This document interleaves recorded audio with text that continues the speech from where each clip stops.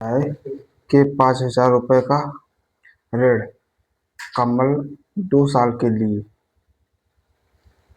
और सुमन को 3,000 का ऋण 4 साल के लिए साधारण ब्याज पर एक ही ब्याज दर पर उधार दिया है।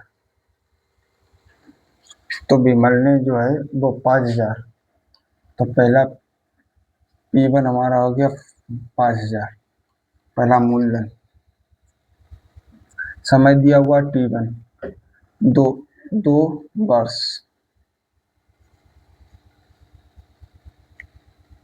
और विमल ने जो दूसरे व्यक्ति को पैसे दिए P2 वो 3,000 रुपये है और समय है T2 4 वर्ष के लिए।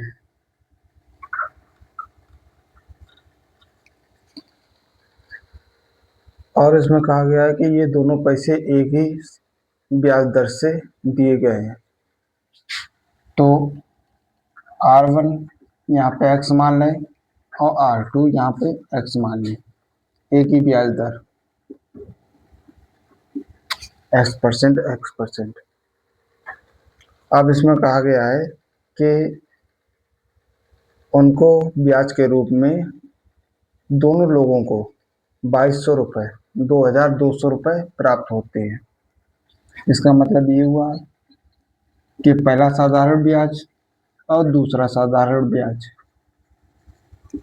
दोनों का योग है 2,200 रुपये। दोनों लोगों को जो ब्याज पर पैसे मिल रहे हैं वो 2,200 रुपये मिले हैं।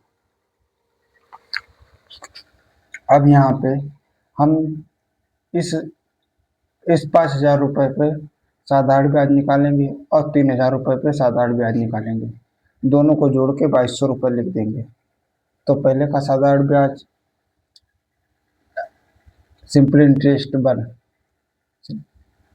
तो P इंटू R गुणे T बटे 100, P1 और R1 और T1 plus P2 into R2 into T2, ये दूसरा साधारण ब्याज हुआ और बराबर 2,200 रुपये। अब P1 का मान यहाँ रख देंगे 5,000 गुणे R1 गुणे T1 2 साल बटे 100 प्लस P2 का मान यहाँ पे 3,000 गुणे R2 का मान है, R2 को इसी प्रकार लिख देंगे और T2 लिख देंगे 4 और बटे 100। अभी हमने यहाँ पर R1 व R2 का मान नहीं रखा है, अगर चाहें तो रख दें और हमारा सवाल यहीं पे आसान हो जाएगा। यहाँ पे भी x रख दें और यहाँ पे भी x रख दें।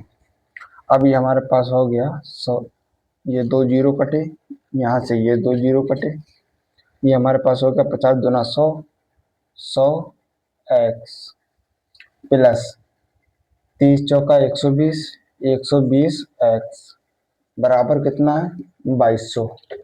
2,200 यहाँ पर भी है और यही 2,200 यहाँ पर भी साथ में चलेगा। ये हो गया हमारे पास 220x बराबर 2,200, 220 दशावन